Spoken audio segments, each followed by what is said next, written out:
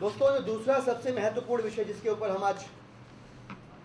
आपके ज़रिए अपनी बात पहुंचाना चाहते हैं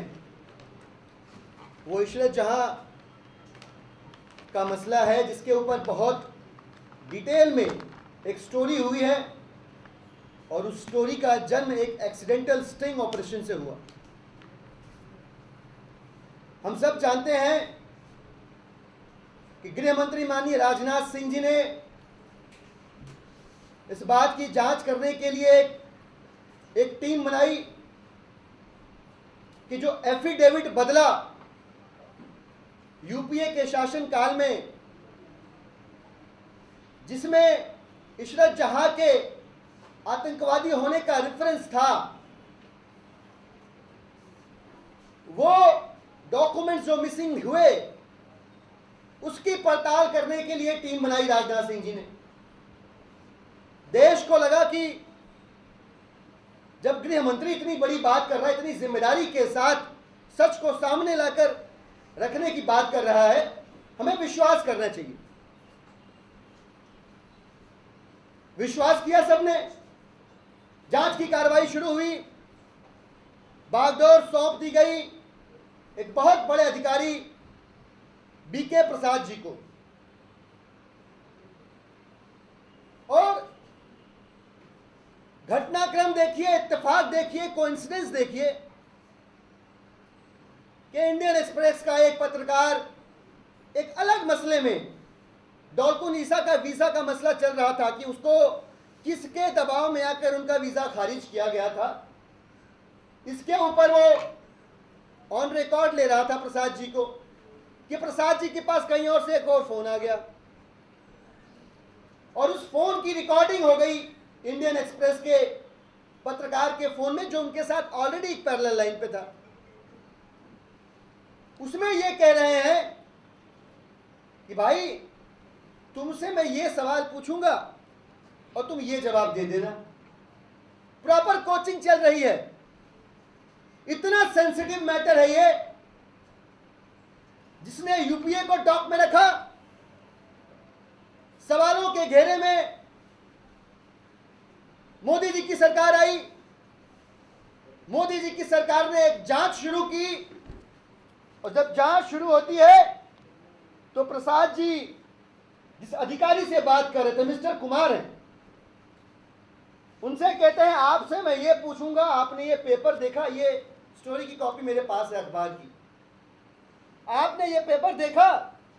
आपको कहना है कि मैंने ये पेपर नहीं देखा। सीधी सी बात है, कोई बहुत ज्यादा मुश्किल नहीं है, छोटा सा झूठ है,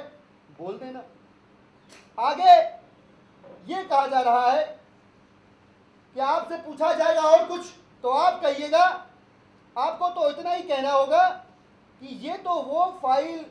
है, मैंने कभी जिंदगी में डील ही नहीं किया, कभी फाइल को देखने का मौका भी नहीं मिला, आपको ये बोल देना है। और अगर कोई आपसे पूछे कि क्या आपको किसी ने ये पेपर्स कहीं रखने के लिए दिए थे, तो आप बोलोगे नहीं, मेरे को किसी ने नहीं दिया। और ये भी समझाते हैं भाई साहब इसमें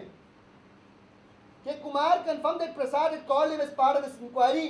but declined to give any details। उन्होंने कहा कि देखो भाई, ऐसा बोलना जरूरी है और ऐसा सिर्फ तुम नहीं बोलोगे, सब बोलेंगे। और एग्जैक्टली यही बोलना इसलिए जरूरी है कि अगर अलग अलग वर्जन आए तो इस बात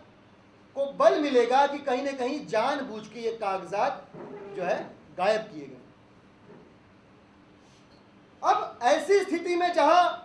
गृह मंत्रालय द्वारा नियुक्त किए गए जांच अधिकारी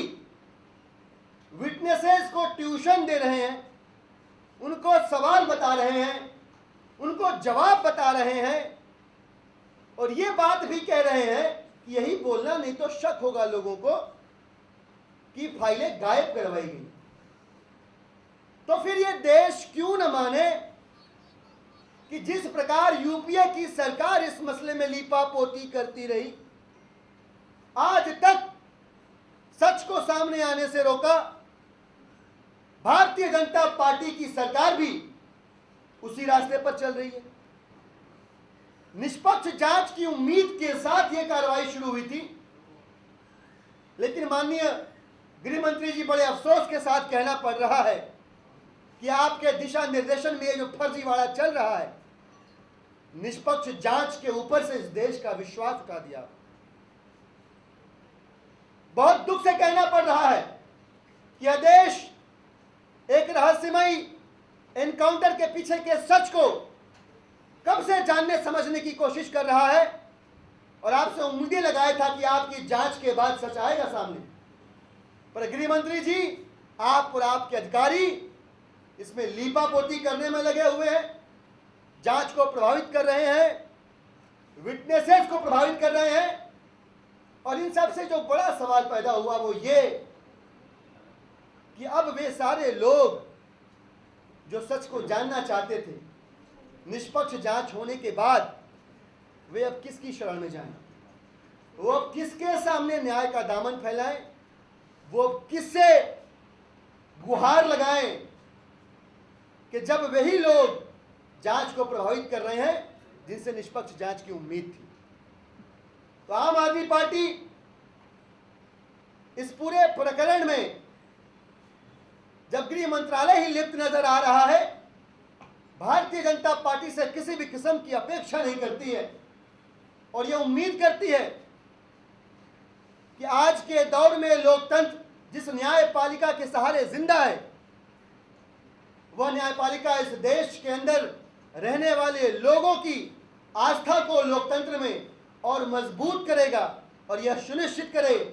कि सच सामने आए।